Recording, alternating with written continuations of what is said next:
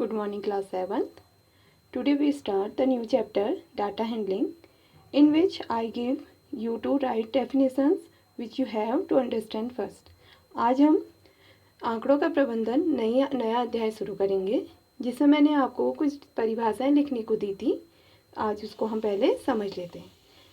In which first data is a collection of facts such as numbers, words, measurements, observation और just descriptions of things. Means यहाँ पर क्या है कि हम डाटा किसे कहते हैं. डाटा क्या होते हैं, जैसे हमने कहा आपकी क्लास में 20 स्टूडेंट हैं और उनके मैथ्स से मार्क्स आउट ऑफ 20 10 19 18 17 5 9 10 इस टाइप से आए. तो ये है आपका डाटा. मीन्स आंकड़े तथ्यों का एक संग्रह है. जैसे आंकड़े मीन्स नंबर ही नहीं होता है, इसमें नंबर भी आ सकते हैं. हम कहते हैं वॉवल्स कहेंगे AEIOU, ये भी आपका क्या है, डाटा है यानी आंकड़े हैं. तो हम कहते हैं data is a collection of fact such as numbers, words, measurements, यानी कोई भी मापें. जैसे आपकी कक्षा में है 20 स्टूडेंट है, उनकी हाइट ले लीजिए सेंटीमीटर में. तो सबकी हाइट किसी किसी की इक्वल हो सकती है, लेकिन अधिकतर सब बच्चों की हाइट क्या होंगी, अलग अलग होंगी. तो ये क्या है, आपके साथ डाटा है. फॉर एग्जांपल, जो एग्जांपल मैंने लिखाया था, द टेम्परेचर्स ऑफ सिटीज़, यानी नगरों का तापमान, या आपके आसपास 5 वर्ष से कम आयु के कितने बच्चे हैं, वो सब आपके क्या हो जाएंगे, डाटा होंगे. Next, arithmetic mean. What is arithmetic mean? The average of a set of numerical value as calculated by adding them together and dividing by the number of terms in the set. Or second definition, the arithmetic mean is the simplest and most widely used measure of a mean or average. It simply involves taking the sum of group of numbers, then dividing that sum by the count of the numbers used in series. Means इसमें क्या करते हैं, जो आपका माध्य होता है वो क्या है कि हम माध्य, एक ऐसी माध्य को हम औसत भी कहते हैं. औसत एक सरल और व्यापक रूप से माप की जाने वाली मापन, यानी उसका उपयोग हम चेक करते हैं तो बहुत इजी होता है. इसको निकालना कैसे जाता है, जैसे सपोज ये मार्क्स हैं आपके, इसका हमने माध्य निकालना है. मीन्स मीन फाइंड करना है, अंकगणितीय माध्य, अर्थमेटिक मीन.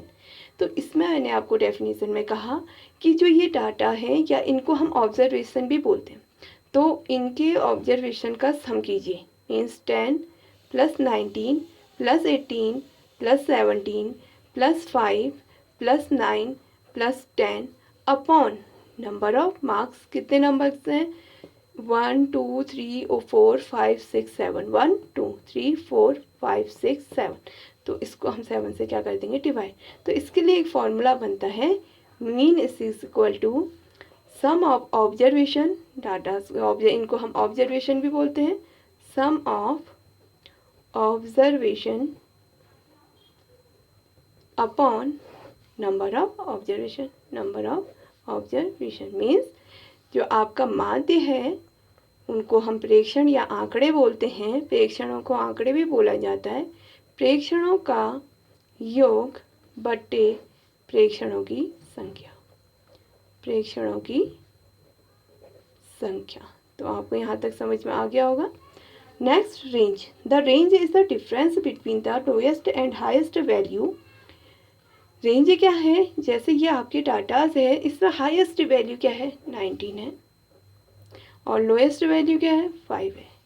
तो हाईएस्ट वैल्यू से जब लोएस्ट वैल्यू को आप माइनस करेंगे तो ये आपका होता है रेंज, यानी परिसर. ये सबसे बड़े प्राप्तांक में से सबसे छोटे प्राप्तांक, यानी सबसे बड़े अंक में से सबसे छोटे अंक को घटा दीजिए, वही आपका परिसर होता है. इन चीज़ को आप आज देखेंगे, समझेंगे. अगर प्रॉब्लम है तो फिर से पूछिए. Tomorrow we start exercise 3.1. फिर हम कल को एक्सरसाइज 3.1 करेंगे.